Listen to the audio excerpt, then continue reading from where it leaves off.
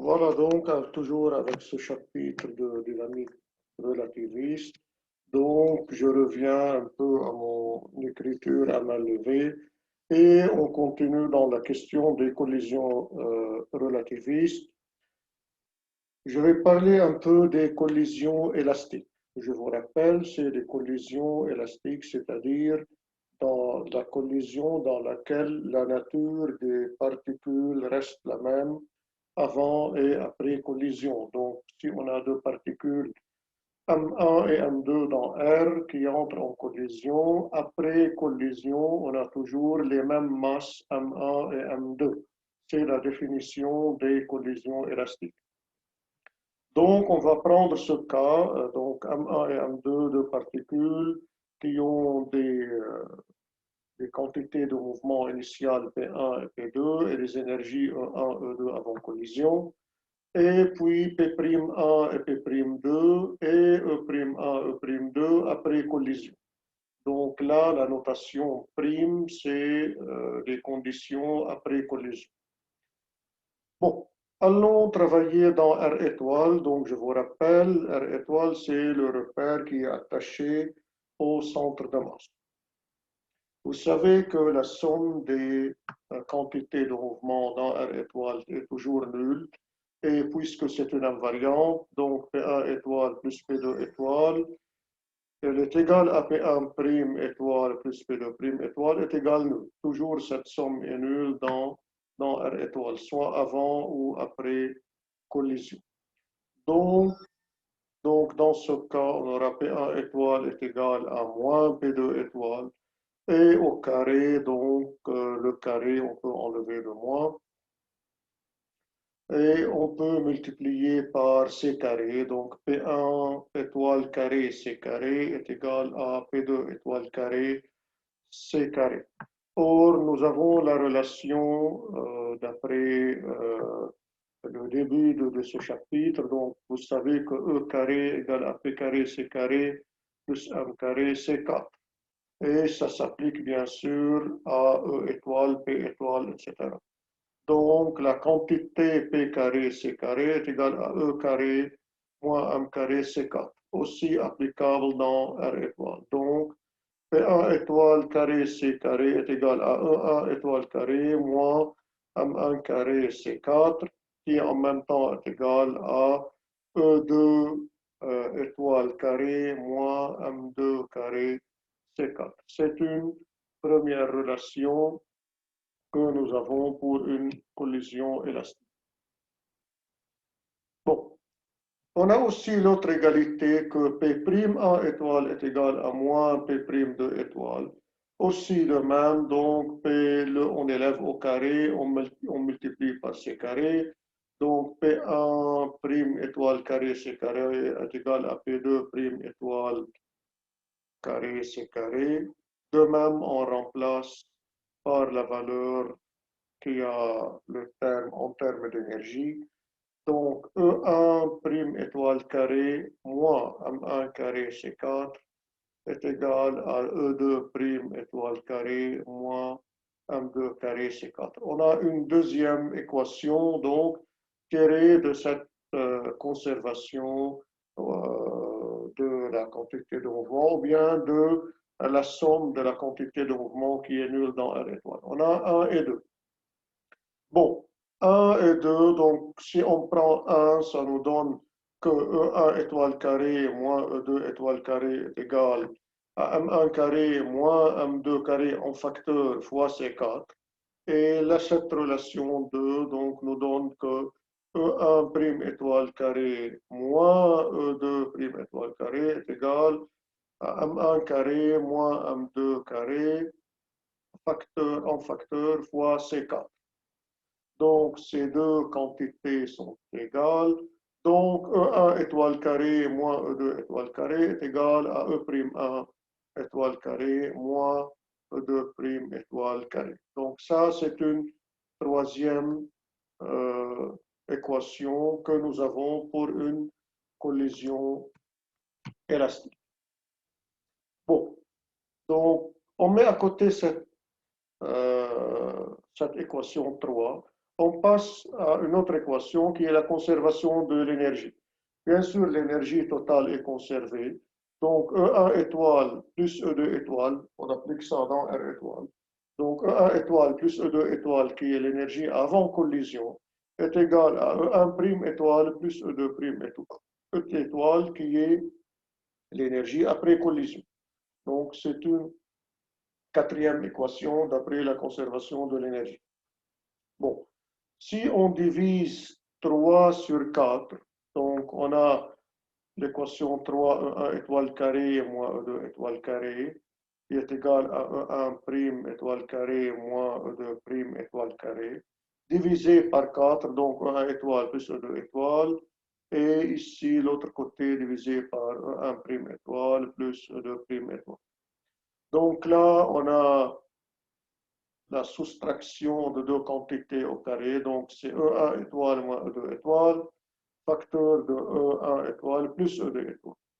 Et de même de l'autre côté, donc E prime 1 étoile moins E2 prime étoile, facteur de E1 prime étoile plus E2 prime étoile.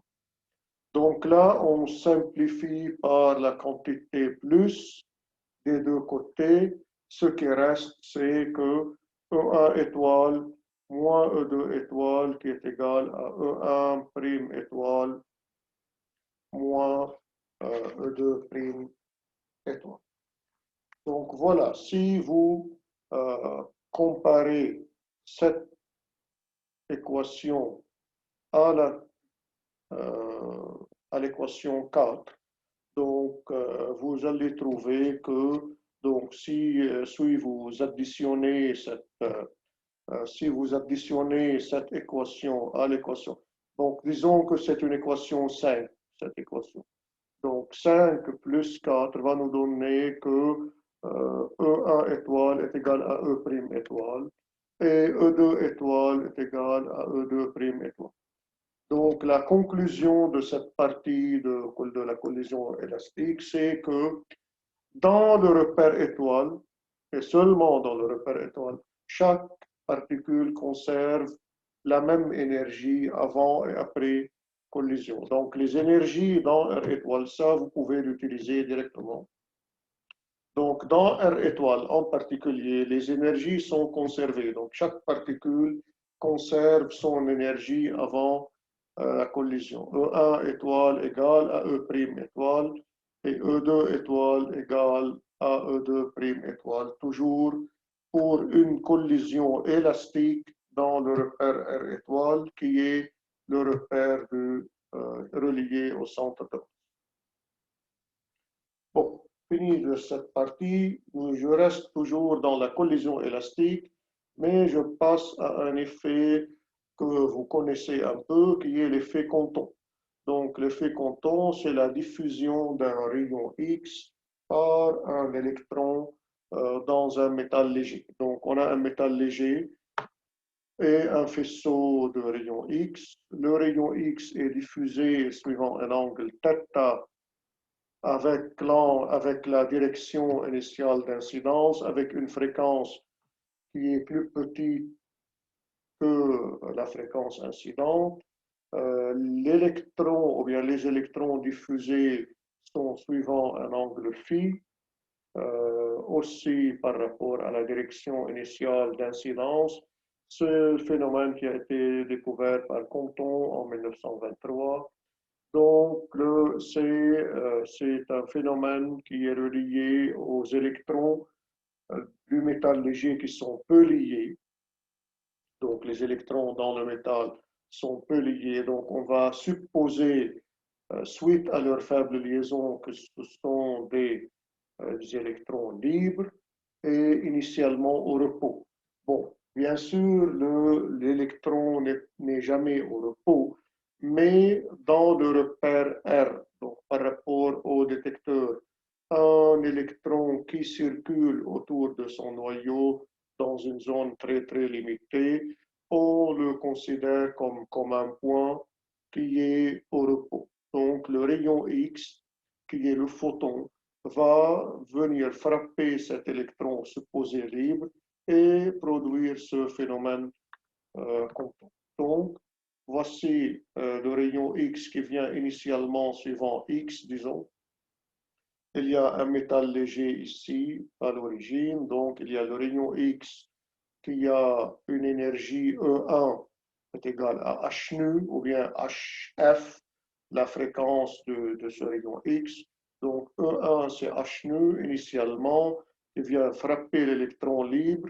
Le rayon X est diffusé suivant l'angle θ. Donc après la collision, on a E'1 qui est h nu prime. Nu prime c'est la fréquence de rayon diffusé qui est bien sûr plus petite ou égale à mu, et l'électron qui est diffusé suivant l'angle phi avec x. Donc, on va déterminer cet angle. Donc, x, c'est la direction initiale des rayons x incidents.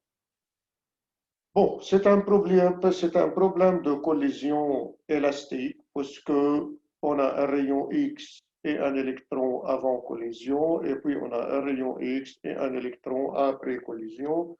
Donc, c'est une collision élastique. On applique les lois de conservation. Donc, conservation des énergies.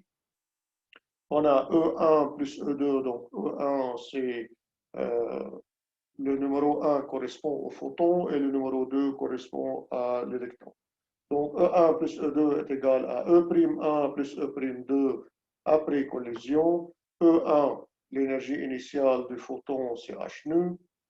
E2, puisqu'il est supposé au repos, donc c'est l'énergie au repos, donc c'est mc carré, qui est égal à l'énergie du photon après collision, qui est h nu prime, et puis l'énergie E'2 de l'électron qui est diffusée après collision. Donc, E'2, c'est l'inconnu que nous allons trouver, donc, qui est l'énergie de l'électron après collision.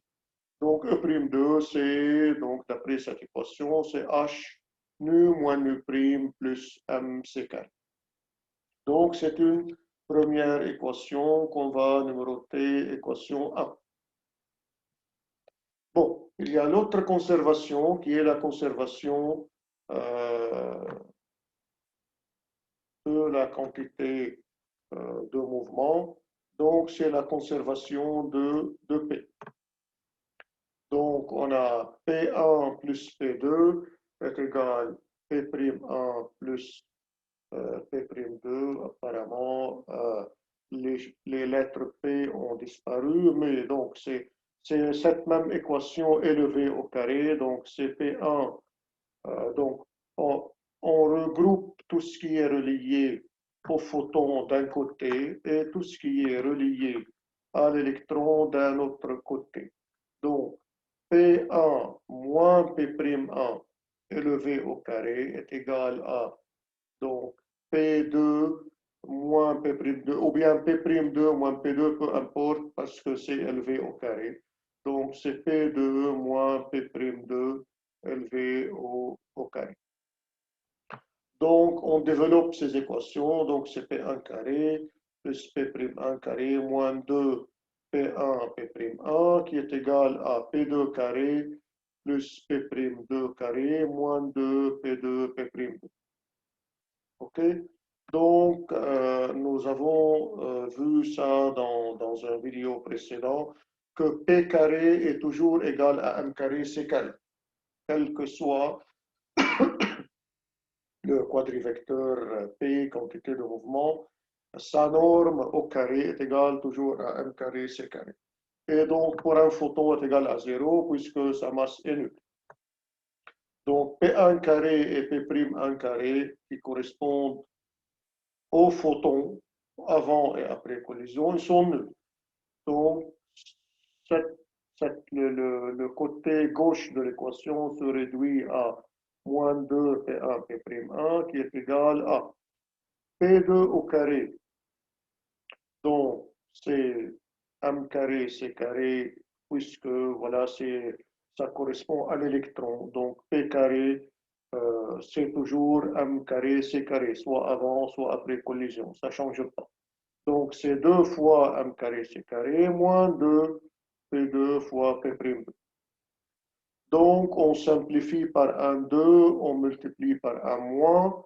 Donc, P1 fois P'1, la quantité qui correspond au photon, est égale à P2, P'2, ce qui correspond à l'électron, moins m carré C carré. Donc, c'est l'équation numéro 2, issue de la conservation de P. Donc, on a une équation 1 qui est issue de la conservation de l'énergie et puis la conservation de la quantité de mouvement, de la quadri-quantité de mouvement nous donne cette équation numéro 2. Donc, il nous reste à trouver, donc, pour compléter cette équation, il faut trouver les produits P1, P'1 et P2, P'2. Donc, nous allons calculer ces deux produits, P1, P'1 et P2, P'2. Bon, si vous regardez avant collision, donc avant la collision, on avait P1, donc suivant X, donc qui est H nu sur C suivant X, et puis H nu sur C, bien sûr, l'énergie, c'est, ou bien P0, qui est l'énergie, elle est H nu sur C. Donc, et P2, puisqu'il était au repos, donc l'électron qui était au repos, donc c'est 0. Et bien sûr, l'énergie, ou bien P2, 0, il y a toujours E2 sur C qui ne s'annule jamais. L'énergie, il y a au moins l'énergie au repos. Donc ça, c'est jamais nul. Puis après collision, donc, le photon est diffusé suivant un angle θ avec X. Donc, c'est H nu prime sur C fois cosinus θ. Et puis, suivant Y, si vous prenez donc euh, euh, suivant sur la projection du vecteur sur l'axe Y, donc c'est H nu prime sur C sinus θ, bien sûr, on prend dans le plan, donc suivant Z, c'est nul. Et puis, toujours P0 et H nu prime sur C, il est indépendant de l'angle θ ou de phi. Et pour l'électron, donc, c'est sa quantité de mouvement après collision P'2, P' minuscule, puisque c'est en 3D. Donc, suivant X fois cosinus phi, et suivant Y, c'est fois sinus phi. Suivant Z, c'est 0, et puis son énergie, il y a E'2 sur C. Donc, P1 fois P'1, donc on multiplie ces deux vecteurs. Donc, voilà, ces deux vecteurs-là, P1 là et P'1 là. Donc, il y a H carré, on commence par P0. Donc, c'est H carré mu nu prime sur C carré, moins la composante spatiale, donc c'est H carré mu nu prime sur C carré fois 1, sorry, c'est H carré mu nu prime sur C carré fois cosinus θ. Donc, ça, c'est de ce côté, qui est égal à, donc, on met h carré nu nu prime sur c carré en facteur, donc il nous reste 1 moins cosinus θ. Et puis P2 fois P'2, donc les composantes spatiales multipliées par 0, donc c'est nul, donc il n'y a que le produit des énergies, donc c'est E2, E'2 sur c carré. Donc on a P1, P'1, on a P2, P'2, donc on va remplacer ici dans l'équation 2. Donc on va remplacer ces valeurs de P1, P'1 et P2, P'2 dans l'équation 2. Donc ça nous donne que h carré nu nu prime sur c carré fois 1 moins cosinus θ qui est P1, P'1 qui est égal à donc P2, P'2, donc c'est E2, E'2 sur C carré, moins, donc il reste la quantité, moins M carré C carré. Donc d'après l'équation, bon, E2, E2 c'est l'énergie de l'électron avant collision qui était au repos, donc c'est MC carré. Donc c'est MC carré fois E'2 sur C carré, moins M carré C carré, donc on simplifie par C carré, c'est égal à ME'2 moins M carré C carré. Voilà. Donc, on a l'équation 1 qui nous donne une expression de E'2.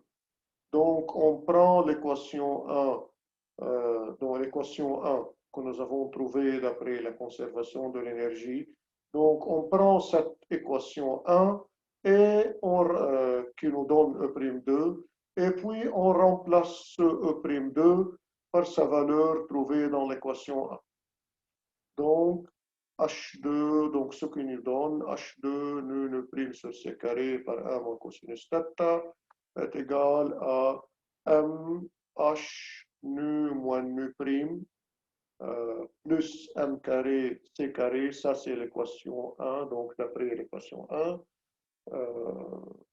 la valeur de E'2 d'après l'équation 1, et puis moins M carré C carré. Donc, h carré nu prime sur c carré fois 1 moins cosinus θ est égal à donc mc carré moins mc carré, il nous reste mh nu moins nu prime. Voilà. Donc, c'est 1 moins cosinus θ fois h nu sur c par h nu prime sur c qui est égal à mh nu moins mh nu prime. Donc, on met h nu prime en facteur. Il nous reste 1 moins cosinus θ h nu sur c carré plus donc m pris dans ce côté qui est égal à mh nu. Donc nous allons trouver la fréquence ou bien l'énergie h nu prime en fonction de l'énergie h nu ou bien nu prime en fonction de nu, la fréquence après collision en fonction de la fréquence avant collision. Donc h nu prime est égal à mh nu divisé par toute cette quantité, 1 moins cosinus θ h nu sur c carré plus m. Donc c'est h nu 1 moins cosinus θ h nu sur mc carré plus 1. Donc on a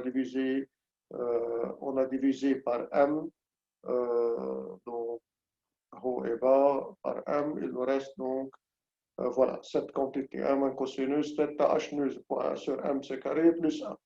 Vous remarquez bien que ce h nu prime est plus petit ou égal qu'à h nu parce que le dénominateur, donc il y a 1 moins cosinus θ.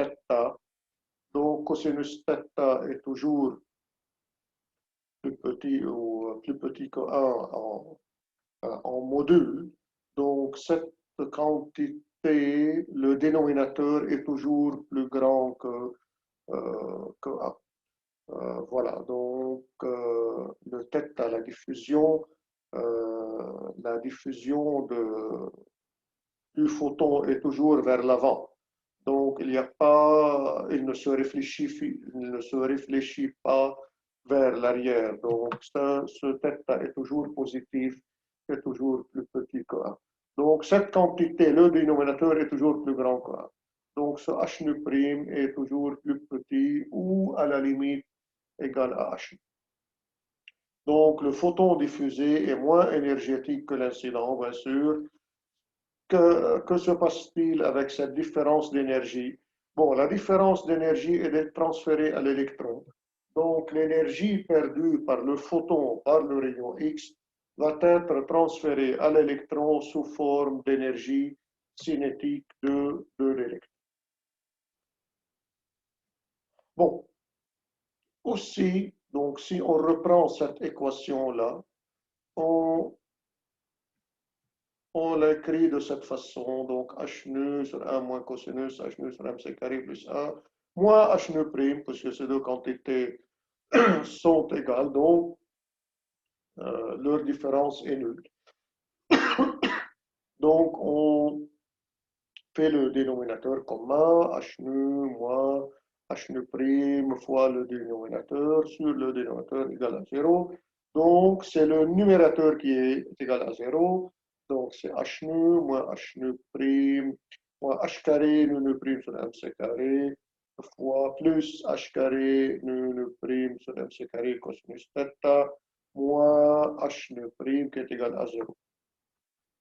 Bon, on simplifie par un h, on peut simplifier par un h, donc nu moins h nu prime sur mc carré plus h nu prime sur mc carré cosinus θ moins nu prime est égal à 0. Donc ça, c'est un calcul long, mais il est très facile. Il n'y a rien de compliqué, c'est juste une manière de manipuler les équations mathématiques.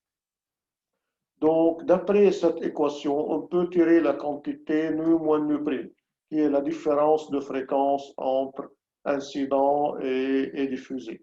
Donc, nu moins nu prime est égal à h nu nu prime sur mc carré fois 1 moins cosinus theta. Donc, ce delta nu qui est égal à h nu nu prime sur mc carré fois 1 moins cosinus theta, ça représente l'énergie transférée à l'électron. Ou bien, H delta nu, ça représente l'énergie transférée à l'électron. Donc, c'est plutôt H carré nu nu prime sur mc carré 1 cosinus theta qui est l'énergie transférée. Donc, ça, c'est la différence de fréquence. Bon, bien sûr, on peut mettre ça sous forme de longueur d'onde, puisque lambda c'est C sur nu et lambda prime c'est C sur nu prime. Donc voilà, delta nu, ou bien nu moins nu prime, c'est C sur lambda moins C sur lambda prime, égale, etc. H sur MC lambda lambda prime moins 1 moins cosinus theta. On peut tirer delta moins delta prime, ou bien lambda moins lambda prime, qui est delta lambda. La différence en longueur d'onde, qui est H sur MC fois 1 moins cosinus theta. Bon, vous remarquez que c'est une quantité qui est indépendante de la nature du métal et de lambda incident. Donc, elle est indépendante de lambda incidente, indépendante de la nature du métal. Bien sûr, ça doit être un métal léger pour pouvoir considérer les électrons comme étant libres. Donc, on a delta lambda toujours égal H sur MC fois 1 moins cosinus θ. Si vous considérez la quantité H sur MC, elle toute seule, cette quantité H sur MC, on l'appelle la longueur d'onde Compton. Donc, on appelle ça lambda C, la longueur d'onde Compton H sur MC. Bien sûr, H, c'est la constante de Planck. Donc, numériquement, cette quantité est égale à 0,0242 angstrom. Donc, l'angstrom, vous savez, c'est 10 moins 10 mètres. Bon, revenons à ce delta lambda. Delta lambda qui est le H sur MC fois 1 moins cosinus θ. Vous trouvez que ça dépend de cosinus θ. Voilà, donc delta θ, si θ est égal à pi, donc ce delta θ est maximal. Donc delta θ est égal à 2H sur MC est égal à 2 lambda C. Bon, c'est un cas un cas idéal, plutôt qu'un rayon X qui se réfléchit complètement suivant un angle pi dans un effet Compton. Donc, mais bon, c'est une possibilité mathématique qu'on ne peut pas ignorer. Donc, si θ est égal à pi, donc delta lambda qui est de H sur MC est égal de lambda C. Donc, c'est le maximum de transfert d'énergie, ou bien c'est le maximum de delta lambda. Bon, si θ égale à 0, vous trouvez que H nu est égal à H nu prime, c'est-à-dire il n'y a aucune diffusion, il n'y a aucune interaction entre le photon et l'électron. Le photon continue son chemin tout droit, delta nu est égal à 0, donc il n'y a aucune énergie transférée. Il n'y a pas d'interaction entre le rayon X et l'électron. Le rayon X, le photon, continue son chemin sans interaction, il n'y a pas d'énergie transférée. Donc, zéro énergie transférée dans ce cas. Et si θ égale pi, donc, dans le même cas, si on reprend l'équation en h nu et h nu prime, dans ce cas, h nu prime est égal à h nu sur 2 fois, donc, parce que 1 moins cosinus θ c'est moins 1, donc ça devient de 1 moins 1, c'est 2. Donc c'est 2 h nu sur mc carré plus 1. Donc dans ce cas, on a un maximum d'énergie transférée. Donc dans le cas où le photon continue son chemin tout droit, il ne transfère aucune énergie. S'il se réfléchit vers l'arrière, il transfère un maximum d'énergie pour l'électron qui se manifeste bien sûr par une énergie cinétique de cet électron. OK? Bon, voilà, j'ai dessiné delta lambda en fonction de θ entre 0 et 2π. Donc, pour l'électron, le maximum d'énergie transférée à l'électron, ou bien le maximum de gain d'énergie pour l'électron, c'est pour un angle pi, pour θ égale pi, et bien sûr, l'énergie transférée est nulle pour 0 et 2π. Et ça correspond à 2 lambda c. Bien sûr, l'angle pi, ça correspond à une différence de longueur d'onde de 2 lambda c. 2 fois la longueur d'onde constante. Pour le photon, c'est l'inverse. Donc, la différence d'énergie, ou bien delta θ pour le photon, elle a cette allure. Donc, il perd un maximum d'énergie pour pi, pour l'angle pi, et puis il ne perd rien. Donc, si c'est son énergie, son lambda initial, supposons là que c'est son lambda initial. Donc, à 0, à 2π, il ne perd rien, il conserve sa longueur d'onde, et sa perte maximale est pour θ égale pi. Donc, c'est un peu l'inverse de ce qui se passe avec l'électron. Donc, c'est une énergie qui se transforme en énergie cinétique de l'électron.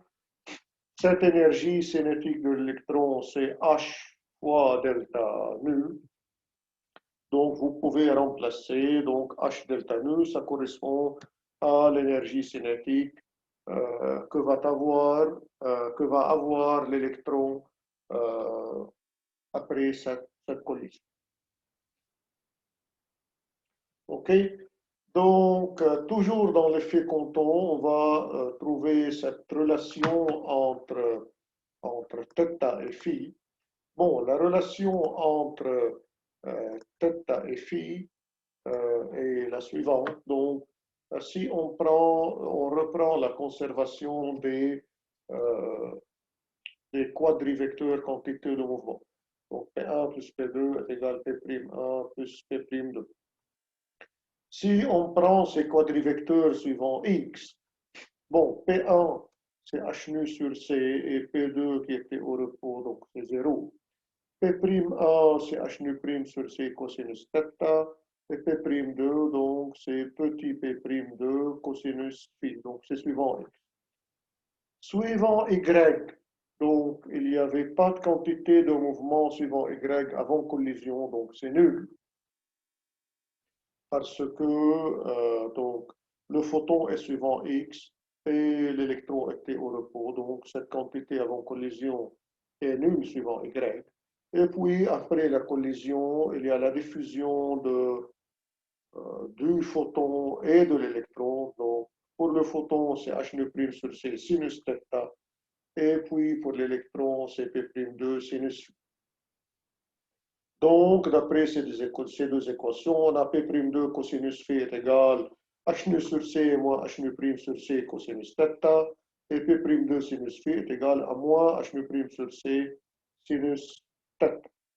Donc, on peut diviser ces deux équations pour avoir tangente phi. Donc, on divise ces deux quantités pour avoir tangente phi. Donc, moins H nu' sur C sinus sur H nu sur C moins H nu' sur C cosinus θ. On simplifie par H sur C, donc moins nu' sinus θ sur nu moins nu' cosinus θ, qui est égal à, donc on multiplie par 1 moins 1, nu' sinus θ sur nu' cosinus θ moins nu, qui est égal à sinus θ sur, donc si on divise par nu' haut et bas, donc c'est sinus θ sur cosinus θ moins nu sur nu'. Donc voilà, c'est la valeur de tangente phi, sinus θ sur cosinus θ moins nu sur nu'. Bien sûr, la fréquence incidente est toujours plus grande que la fréquence réfléchie. Donc, nu est toujours plus grande que nu prime. Donc, ça, c'est toujours une quantité plus grande que 1. Et cosinus est toujours plus petit que 1. Donc, enfin, ce tangente phi est toujours plus petit que 0. Donc, ce phi, la seule possibilité pour cet angle phi, c'est d'être entre moins pi sur 2 et 0. Donc, dans ce cadran que j'ai assuré en vert.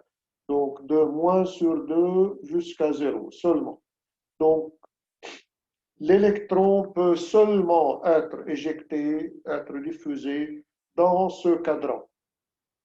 Donc, le photon, il se diffuse de ce côté-là, vers le haut, et l'électron seulement dans ce cadran. Bien sûr, il ne peut pas reculer vers l'arrière, puisqu'il y a une impulsion qui vient dans ce côté, donc il ne peut pas reculer en arrière.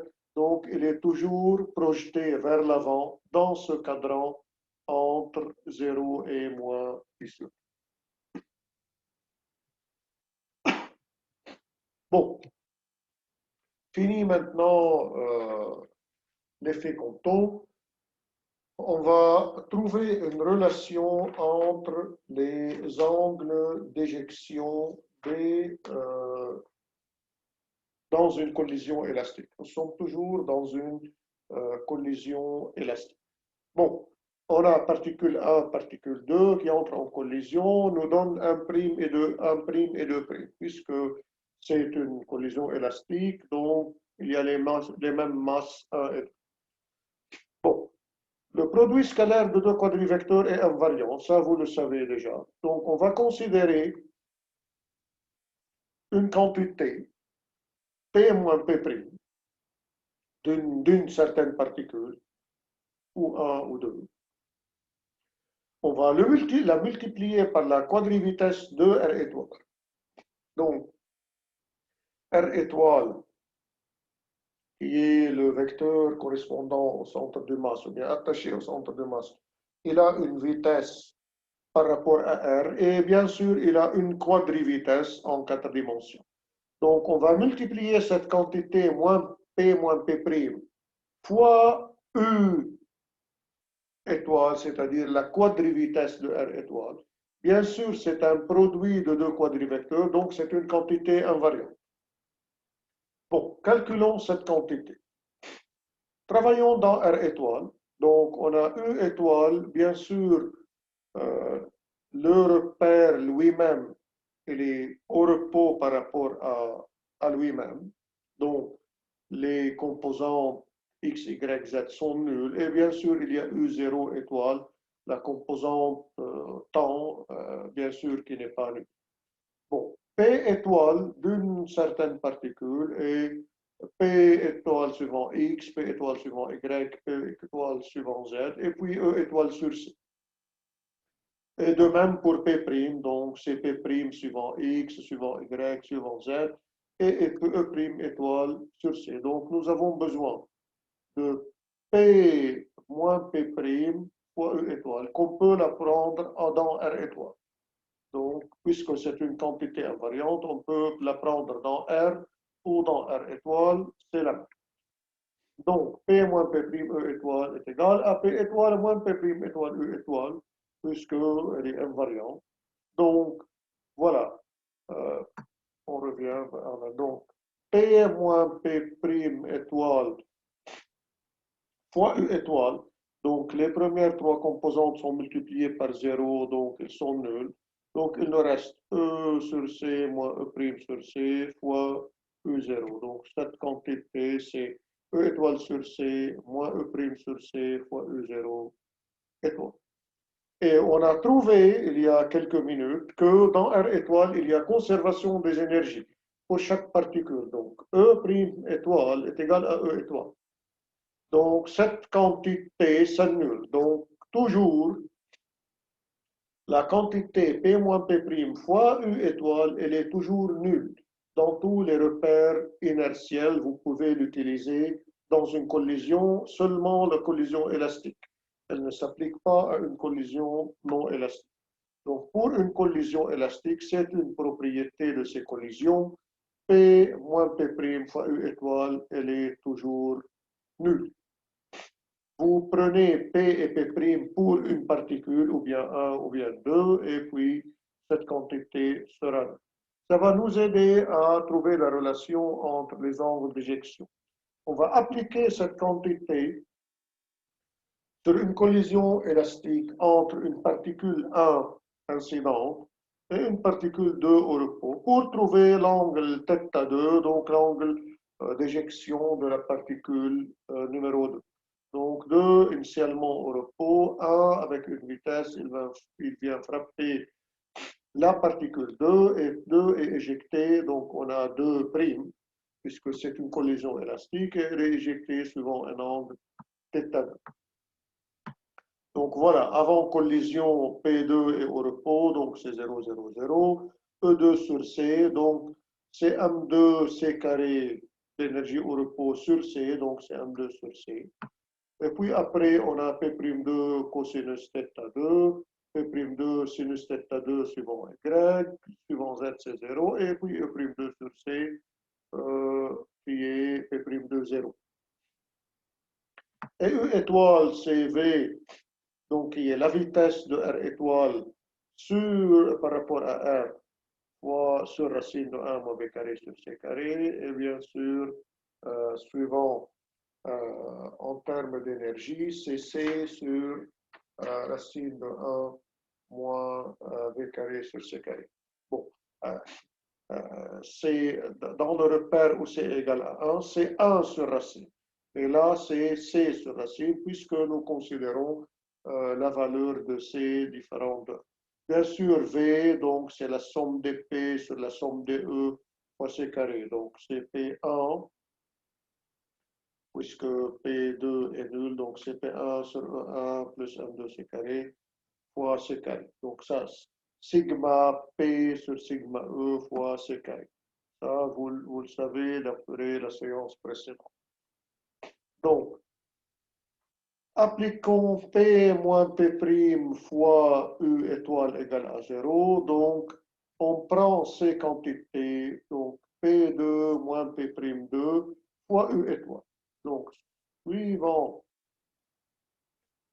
X, donc, et suivant Y, donc, voilà, suivant X et suivant P0, donc, puisque les autres quantités sont multipliées par 0. Voilà, donc E2 sur C, moins E2' sur C fois C sur racine, moins, donc 0. Ça, c'est la soustraction de deux quadrivecteurs, donc c'est juste un calcul que vous appliquez. Il n'y a rien que le calcul, que voilà, remplacer les termes et faire le calcul. Donc, E2, initialement au repos, c'est MC carré sur C, moins E'2 sur C, fois C sur racine. Donc, moins par moins, plus P'2 cosinus θ, fois 1 sur racine, fois, P1 C carré sur E1 plus M2 C carré. On a remplacé V par sa valeur. Donc, on peut simplifier par un C, là, ici.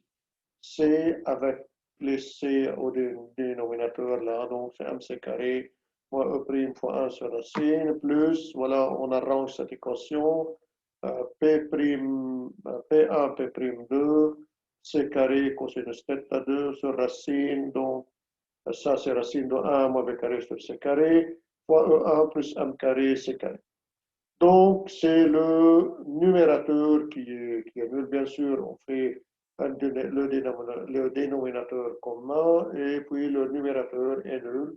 Donc c'est MC carré moins E'2 fois le dénominateur. On peut simplifier la racine et le dénominateur commun sera E1 plus M2 C carré plus P1 P'2 C carré cosinus θ égale à 0 et puis on tire cosinus θ.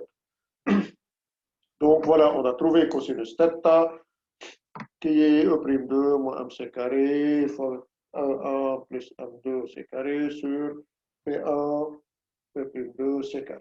Voilà, c'est une relation qui vous donne l'angle d'éjection de la particule numéro 2 après collision.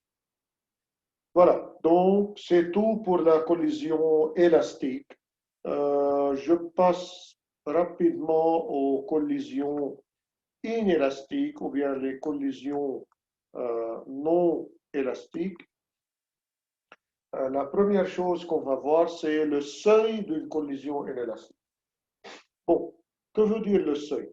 Pour une collision inélastique, on a 1 plus 2, donc deux particules 1 et 2,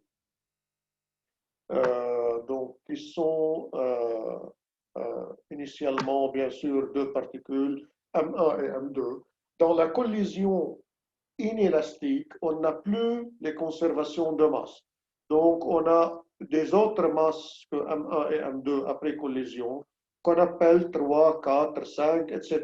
Donc, quel que soit le nombre de particules issues de cette collision non élastique. Donc là, on a un changement de particules. On a changé les particules, on a création de nouvelles particules. Bon, le seuil. Quel est le seuil de la collision élastique? Le seuil, c'est l'énergie cinétique minimale de la particule incidente. Donc, supposons que 1 est la particule incidente sur la particule 2 qui est initialement au repos, par exemple. Donc, le seuil, c'est l'énergie cinétique minimale de la particule 1 pour pouvoir induire cette collision inélastique, c'est-à-dire pour pouvoir créer ces nouvelles particules 3, 4, 5, etc. Bon, on va prendre un exemple. Travaillons dans R étoile. Bien sûr, R étoile est plus facile que les autres. Bon, dans P étoile, l'énergie totale, ou bien la quantité de mouvement sigma PI étoile est toujours nulle. Et la somme des énergies, donc, c'est sigma de EI étoile sur C, ou bien c'est l'énergie totale dans R étoile, E étoile sur C. Bon, tandis que dans R, on a la somme des quantités de mouvement des particules P, et puis la somme des énergies, sigma I sur C, ou bien l'énergie totale E dans R sur C. Bon, on a une invariante. L'invariante, c'est toujours le carré d'un quadrivecteur ou bien le produit scalaire de quadrivecteurs. Donc, on peut utiliser le carré de ces quadrivecteurs. Donc, on a P carré, invariante, et bien sûr, P étoile est une invariante. Donc, c'est la même quantité de mouvement total qui est prise dans R et dans R étoile. Donc, le carré de ce P total est invariant, soit dans R étoile. C'est la même quantité de mouvement total, donc, qui est conservée et qui est invariante, bien sûr. Donc, P étoile carré, là, donc c'est E étoile carré sur C carré qui est égal à E carré C carré moins P carré. Donc, E étoile, on simplifie, ou bien on multiplie par C carré. Donc, E étoile carré est égal à E carré moins P carré C carré. Donc, voilà. Donc, on va garder cette équation. Donc, on a E étoile carré. Là, nous sommes dans des collisions non élastiques. Donc, nous ne sommes plus dans des collisions élastiques. Là, c'est une collision non élastique. Donc, E étoile carré est égal à E carré moins P carré C carré. Bon, vous remarquez que, voilà, que E étoile carré est plus petite que E carré parce que c'est E carré, donc c'est des quantités au carré. Donc, ce sont toutes des quantités positives. Donc, E étoile carré est bien sûr plus petite que E carré, donc plus petite ou égale à la limite. Donc, E étoile carré est plus petit ou égal à E carré. Donc, vous remarquez que l'énergie, elle est minimale dans R étoile. La valeur de l'énergie, quand elle est prise dans R étoile, elle est dans sa valeur minimale. Donc, la valeur minimale de l'énergie est toujours dans R étoile. Bon, Je vais prendre un exemple pratique pour mieux expliquer cette condition ou bien cette collision non élastique. Je vais prendre la réaction de création d'une paire d'antiprotons, d'une paire proton-antiproton. Bon, ce qui se passe, c'est on va mettre en collision deux protons, bien sûr, avec une énergie très élevée. Donc, supposons qu'on a un proton cible qui est initialement au repos, frappé par un proton incident. Il va nous donner un proton plus une paire proton-antiproton. Vous allez me dire comment deux protons ou bien deux masses de protons vont nous donner quatre masses de protons. Parce que c'est tout simplement la conversion entre masse et énergie. Donc l'énergie, la haute énergie utilisée dans cette collision va se transformer en masse et nous créer cette paire proton-antiproton. Je vous rappelle, la masse d'un proton en énergie, c'est 938 mégaélectronvolts ou bien MeV par seconde. Bon, P total, donc c'est P en 3D et E sur C. Donc c'est P total en 3D et E sur C, E total sur C. Dans P étoile, la somme des petits p est nulle et E étoile sur C. Bon, nous avons trouvé que E étoile carré est égal à E carré moins PC carré.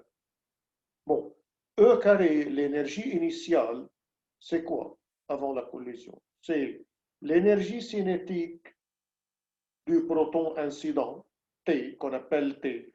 T, c'est l'énergie cinétique du proton incident, plus son énergie au repos qui est M carré, MC carré, plus l'énergie du proton cible qui est T au repos, donc un autre MC carré.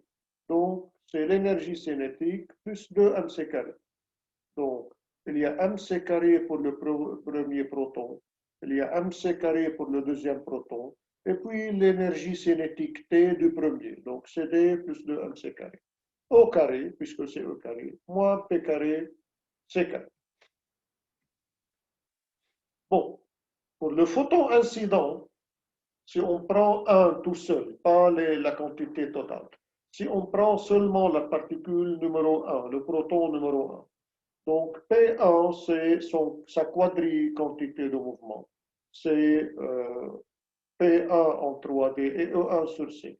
Bien sûr, son énergie E1, c'est MC carré, son énergie au repos, plus son énergie cinétique T. Et vous savez que toujours P carré est égal à M carré C carré. Donc P1 carré est égal à M carré C carré. Voilà, donc E1 carré sur C carré moins P1 carré, qui est P1 carré, est égal à M carré C carré. Donc T plus MC carré au carré sur C carré moins P1 carré est égal à M carré C carré. Donc on multiplie par C carré et on garde P1 carré C carré. Donc P1 carré C carré est égal à T plus MC carré au carré moins M carré C carré. Donc on a multiplié cette équation par C carré et on a pris à part P1 carré C carré. Donc on développe T carré plus M carré C4 plus 2T MC carré moins M carré C4. Donc voilà, M carré C4 s'annule. On se trouve pas avec T carré plus 2T MC carré. Donc P1 carré C carré, on met T en facteur, donc c'est égal à T facteur de T plus 2 MC carré. Donc on a trouvé P1 C carré. On remplace dans E étoile, parce que je vous rappelle, dans E étoile, il y a P carré C carré. Bon, donc on remplace dans E étoile. Donc E étoile carré est égal T plus 2 MC carré au carré, moins P carré C carré, qui est T facteur de T plus 2 MC carré.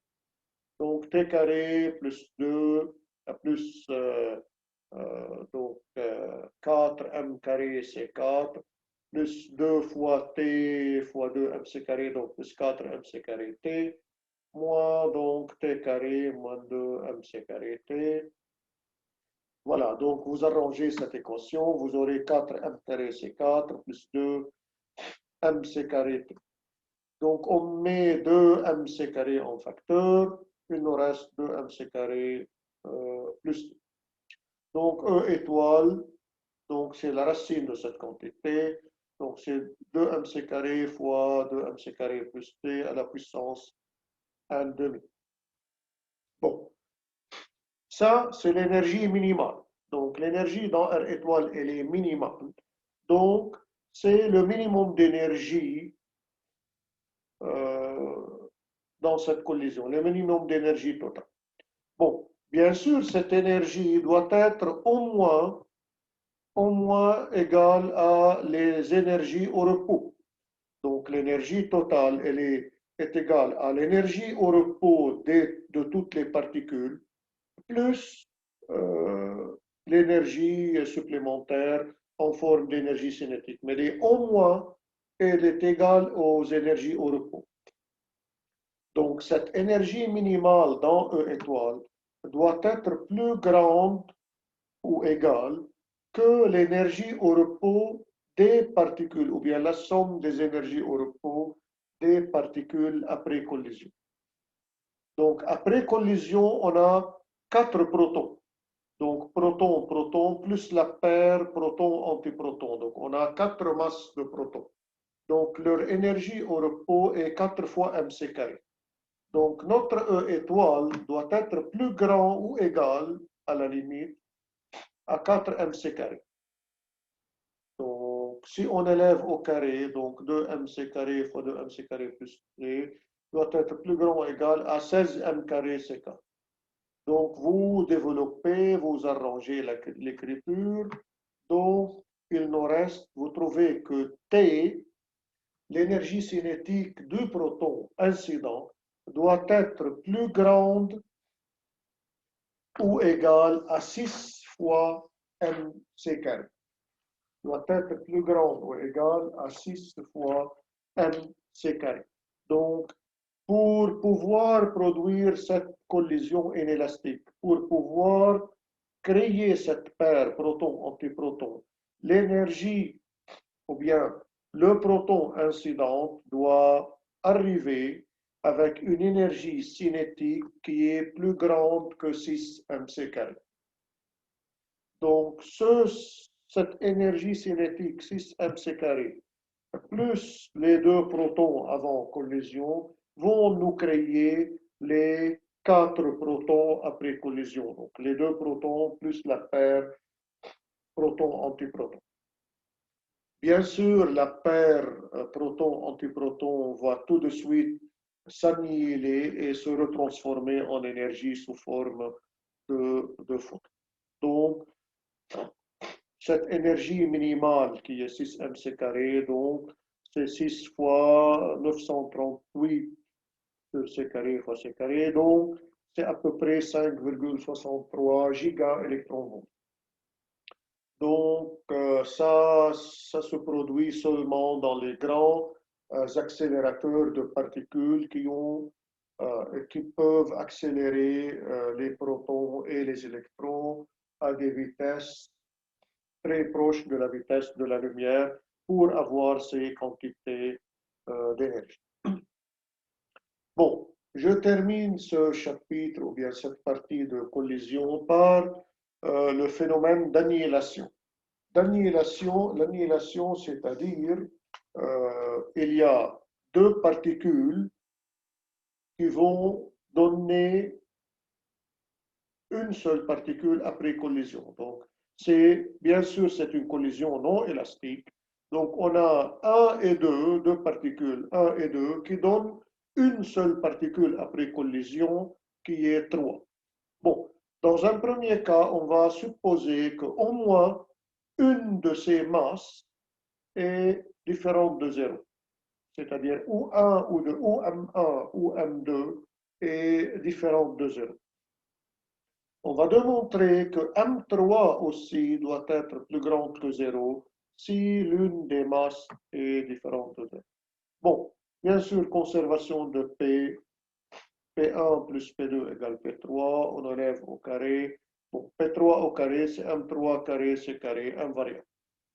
Bon, dans R étoile, P1 plus P2 étoile au carré égale à P1 plus P2 au carré. Là, attention, il faut ajouter un carré qui est une invariante. Bon, donc P1 étoile, c'est petit P1 étoile en 3D, E1 étoile sur C, la composante temps, P2 étoile, c'est le petit P2 étoile en 3D, et puis E2 étoile sur C. Donc P1 étoile plus P2 étoile, c'est la somme des P étoiles qui est nulle dans R étoile, et puis on a E1 étoile plus E2 étoile sur C, qui représente l'énergie totale avant collision. Bon, donc au carré, donc c'est E1 étoile plus E2 étoile sur C. Voilà, parce que là c'est nul. Donc P1 plus P2 étoile au carré, donc c'est cette quantité au carré. Donc c'est E1 étoile plus E2 étoile sur C au carré, qui est identique à M3 carré C carré, puisque cette quantité est égale à P3 au carré, qui est invariant, M3 carré C carré. Bon, donc, voilà, donc c'est E étoile plus E2 étoile au carré, C carré ici, donc c'est M3 carré, C4. Bon, bien sûr, les énergies sont différentes de zéro parce qu'il y a au moins l'énergie au repos. Donc, ces quantités sont sûrement différentes de zéro. Et C4 est évidemment différente de zéro. Donc, M3 ne peut jamais être nul. Donc, obligatoirement, M3 est différent de 0. Aussi, on va prendre l'autre condition, même si M1 et M2 égale à 0. Par exemple, des collisions entre photons, entre neutrinos, ce que vous voulez. Même si M1 et M2 sont nuls.